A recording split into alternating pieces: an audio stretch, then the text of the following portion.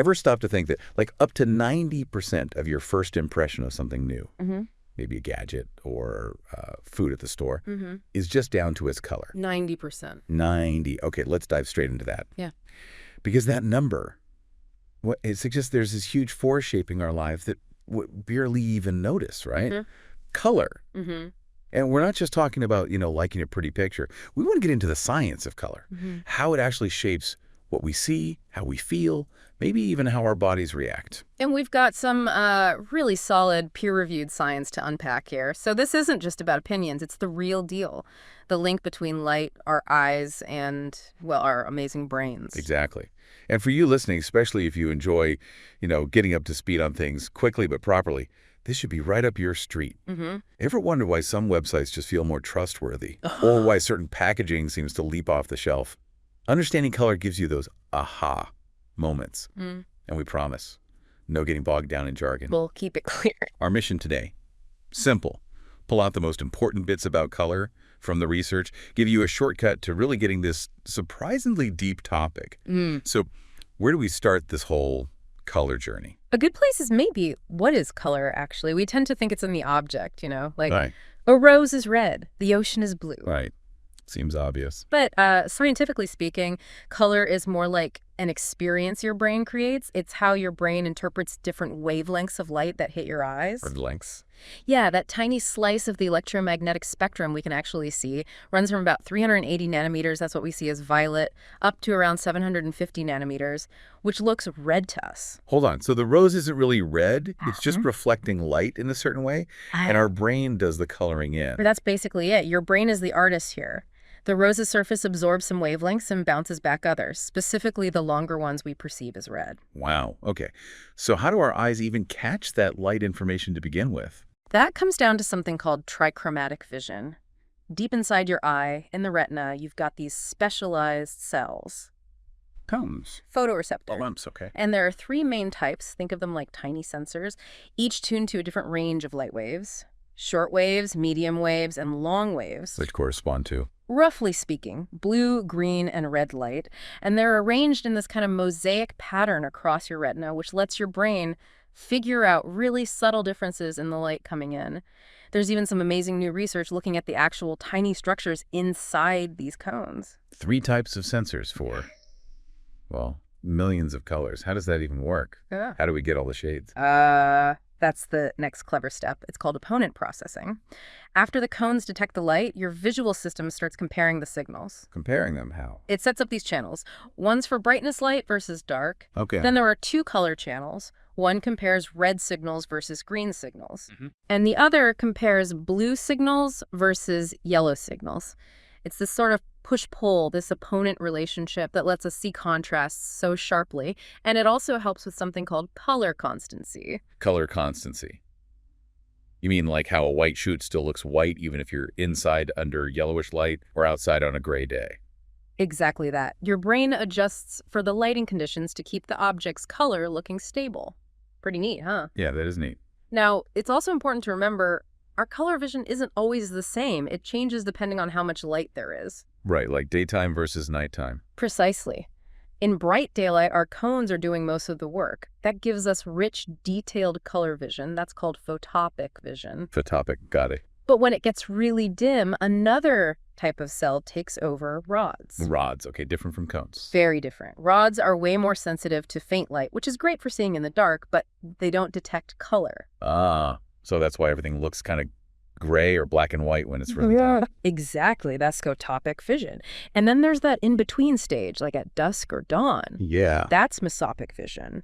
Both rods and cones are active, and, well, color perception can get a bit weird and inconsistent then. So the super vibrant colors of daytime kind of fade out as it gets darker. Makes sense.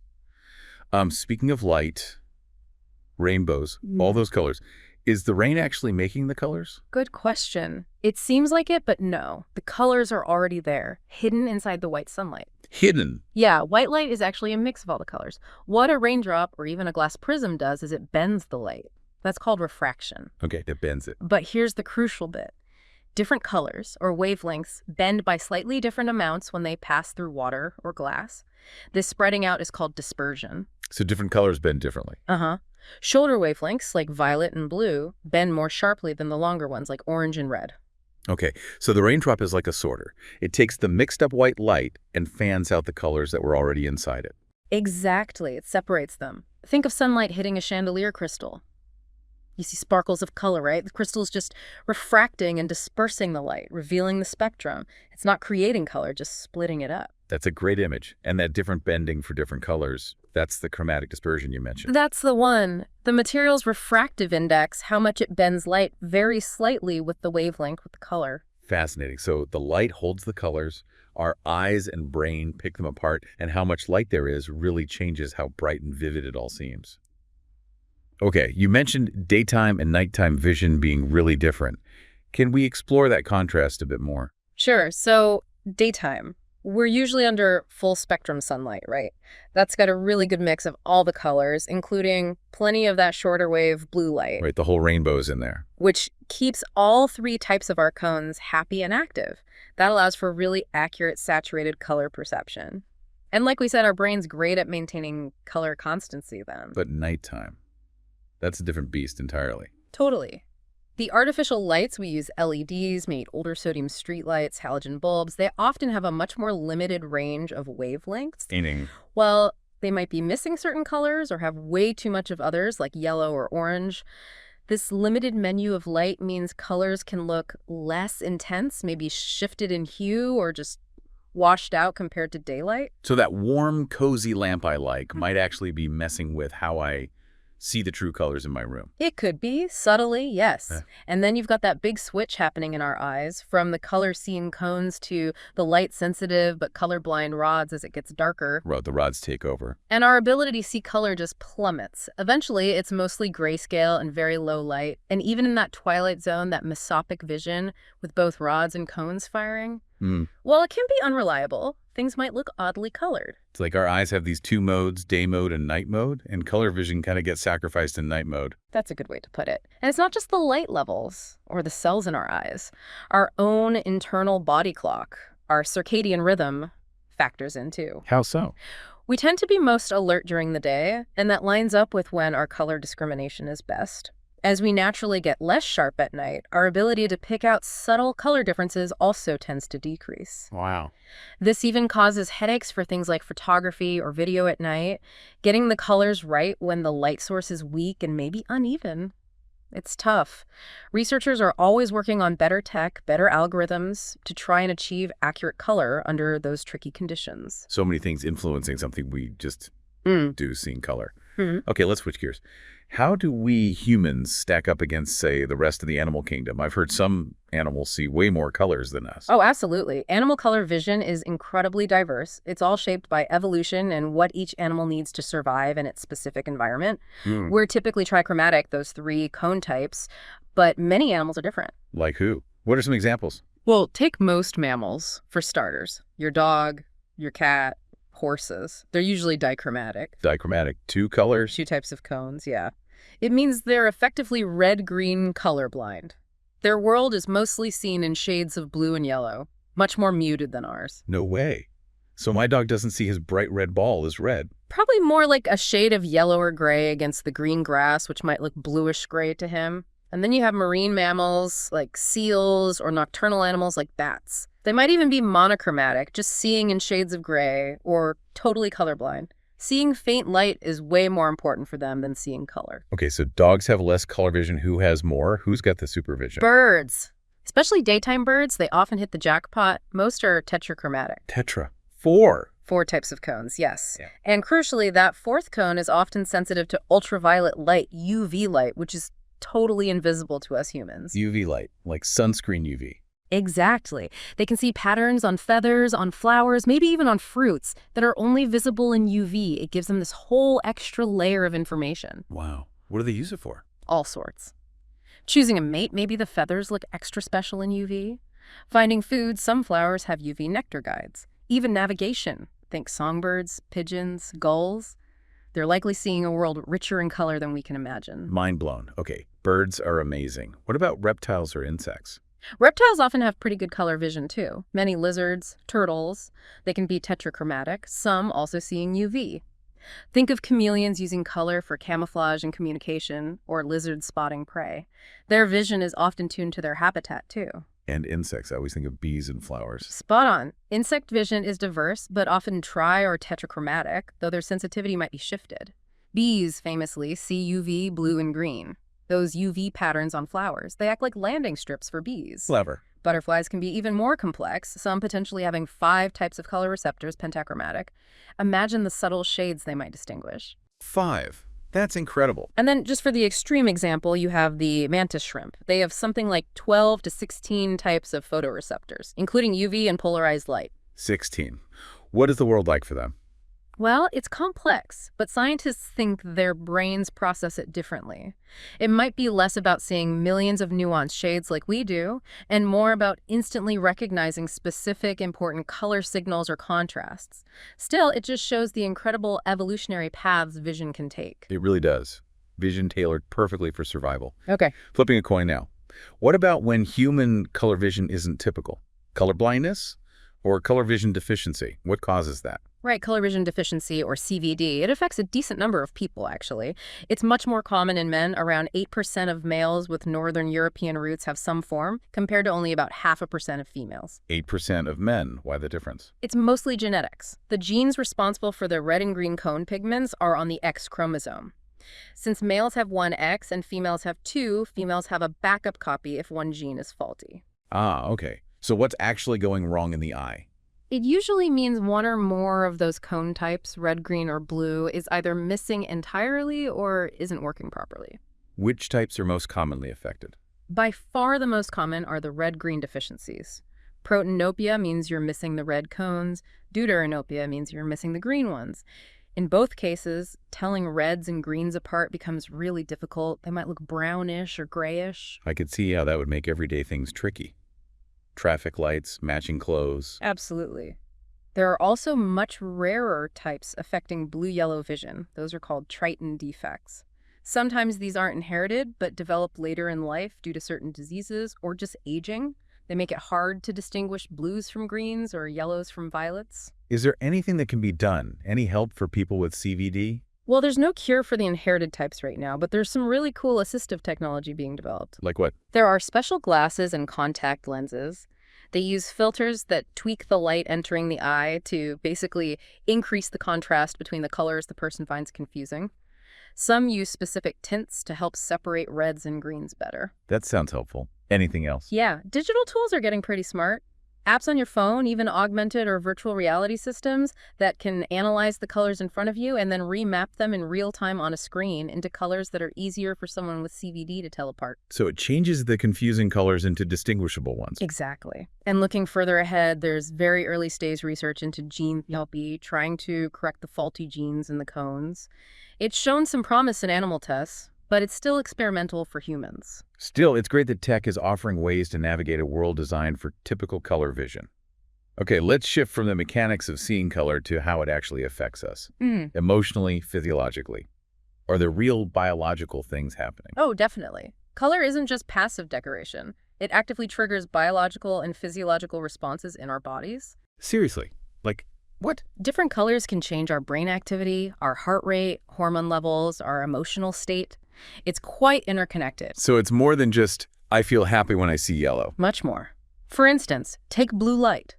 Studies consistently link it to increased mental clarity, better focus, more alertness. It seems to kind of wake up the parts of the brain involved in attention. Okay, blue for focus. What about other colors? Red. Red tends to ramp things up. It can increase energy levels, sharpen attention for certain tasks, but it can also dial up stress and arousal. So it might make you react faster, but maybe not great if you're already feeling anxious. Kind of makes intuitive sense. Red feels intense. Does it actually change things physically, like heart rate? Yes, there's evidence for that. Yeah. Looking at reds and oranges can actually lead to measurable increases in heart rate, blood pressure, even levels of the stress hormone cortisol. It's like these colors signal a state of heightened alert. Wow. And cooler colors. Blues and greens tend to do the opposite. They generally have a calming effect, helping to lower heart rate, reduce stress. They seem to activate the part of our nervous system associated with rest and relaxation. Which is probably why they use those colors in places like hospitals or spas. Very likely, yes. They're trying to create a specific physiological and emotional state. Calmness, focus, well-being. You mentioned hormones, too. I know light affects sleep, but does color play a role? It does, especially blue light again. It has a big impact on melatonin and serotonin, key hormones for sleep and mood. How? During the day, blue light helps boost serotonin, which makes us feel awake and lifts our mood. But get too much blue light in the evening, especially from screens. Yeah. Phones, laptops. Exactly. It suppresses melatonin production. Melatonin is the hormone that tells your body it's time to sleep. So too much blue light at night can mess up your sleep cycle. So it's not just the brightness, it's the color of the light keeping us awake. You also mentioned kids earlier. How does color affect them? Is it different? It can be particularly impactful for children, yes, especially for kids with conditions like ADHD. Oh, how so? Some research suggests that really bright, saturated colors, think fire engine red or bright yellow, might actually increase hyperactivity or excitability in some children with ADHD. It might be a bit overwhelming. Okay, so maybe avoid painting their room bright red. Potentially, yes. On the flip side, cooler tones, blues and greens, have been shown in some studies to help reduce hyperactivity, lower stress, and improve focus and learning environments for these kids. That's really interesting. And even just using color and contrast effectively in learning materials, books, worksheets can help improve memory and vocabulary recall for many children.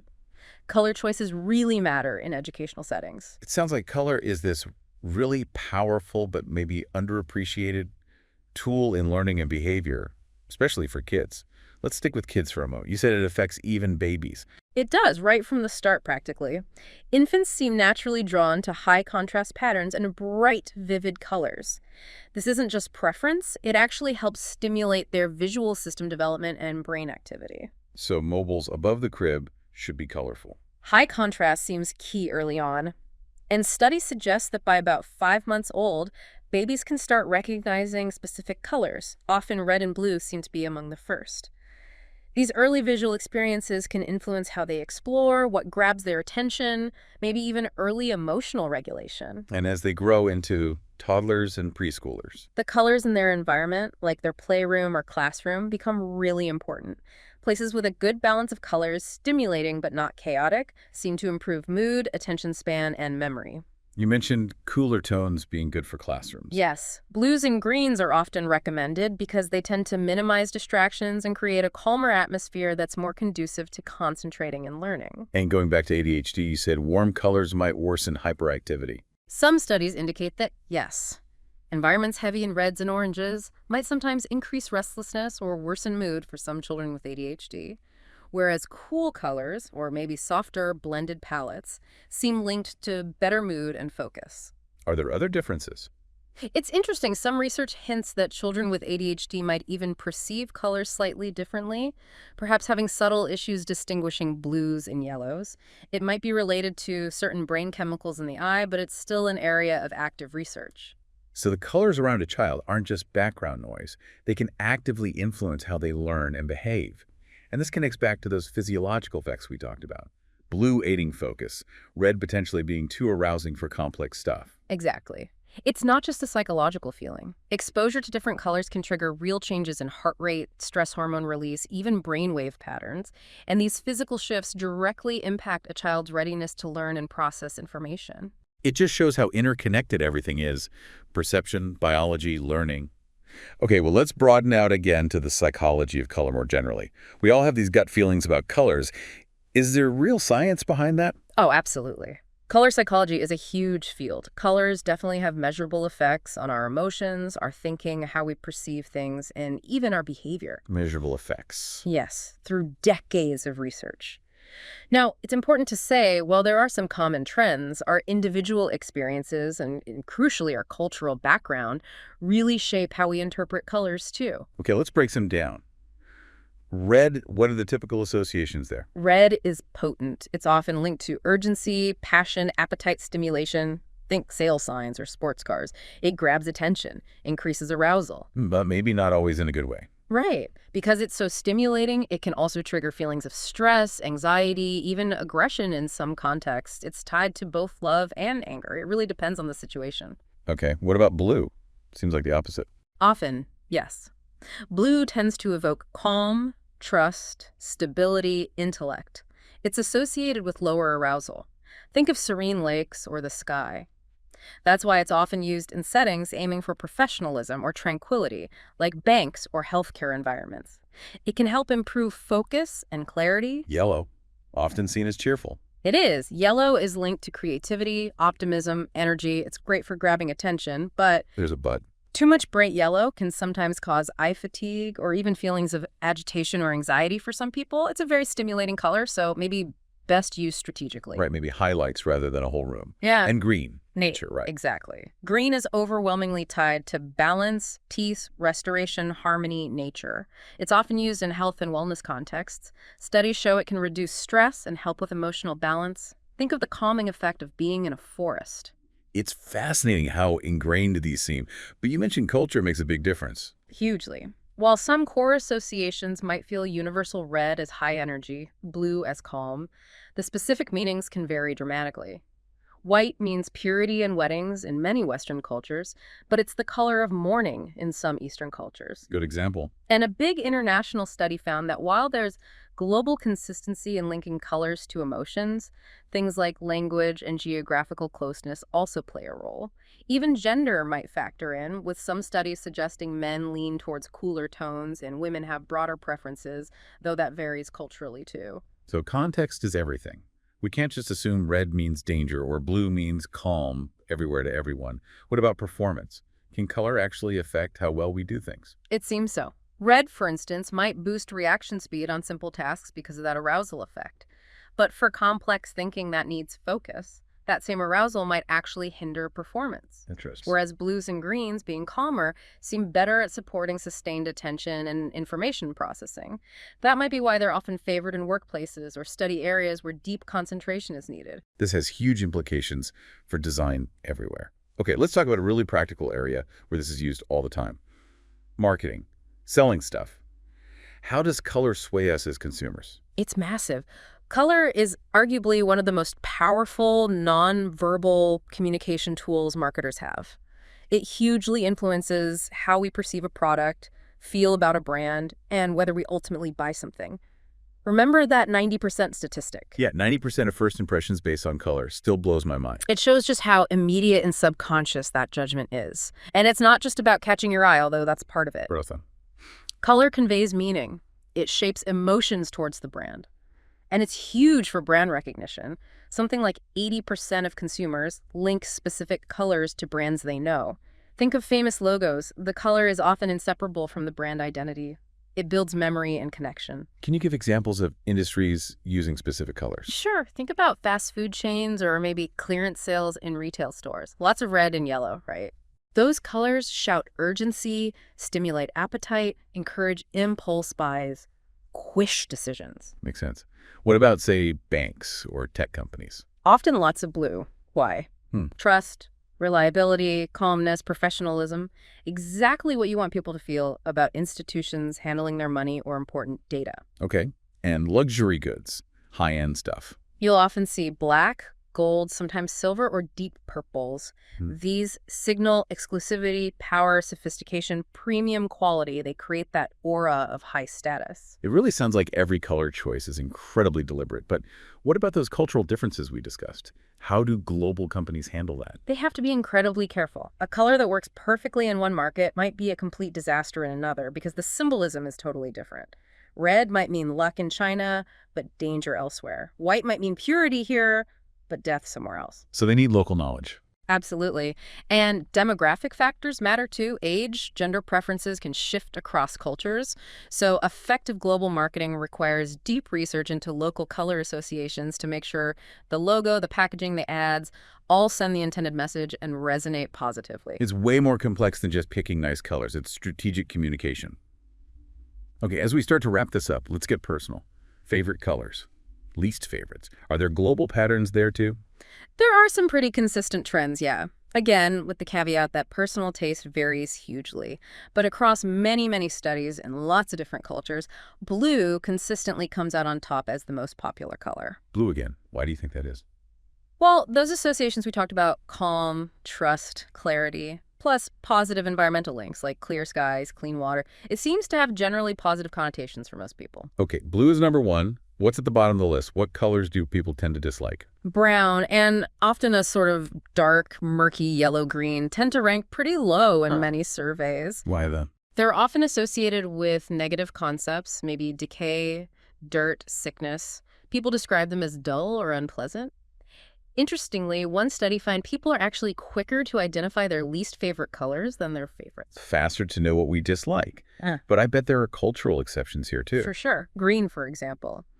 While generally liked, certain shades might be less popular in some European contexts, perhaps associated with sickness or envy historically. But in East Asia, green is often strongly positive, linked to nature, youth, fertility. Right. And studies comparing vastly different cultures, like, say, people in the UK versus the Himba people in Namibia, show significant differences in preferences. And some research in non-industrialized groups, like the Hadza in Tanzania, found fewer gender differences in color preference than sometimes reported in Western studies, suggesting those might be more culturally learned. It really hammers home that point. Our relationship with a color is a mix of maybe some innate responses, but heavily shaped by culture and experience. Okay, so bringing this fantastic deep dive to a close. Yeah. What are the absolute key things we should remember about the science of color? I think the main points are, first, seeing color is a biological process. Light hits our eyes, cones fire, the brain interprets. Second, color has real psychological and physiological effects. It changes mood, focus, even heart rate. Third, it's a powerful influence, especially on learning in children and definitely in areas like marketing. So it's not simple. Absolutely not. The crucial nuance is that preferences and meanings aren't fixed. They shift dramatically based on culture, personal history, gender, and even things like color vision deficiency. Color is complex. So much more than just decoration. It's biology, psychology, culture, all wrapped up together. And for you listening, hopefully getting this info quickly and thoroughly gives you some real insight into your own reactions to color and maybe how it's used to influence you every day. Which leads to a final thought, maybe something for you to ponder. Now that you're more aware of how powerful yet nuanced color is, how might that awareness change things for you? Like how? Well, think about the colors you choose for your home or workspace, or how you react to colors in advertising or news media, or even just noticing the color choices made by different industries trying to convey trust or urgency or luxury. Maybe just start paying a bit more attention to the colors around you. Consider their potential impact. It might just open up a whole new way of seeing the world.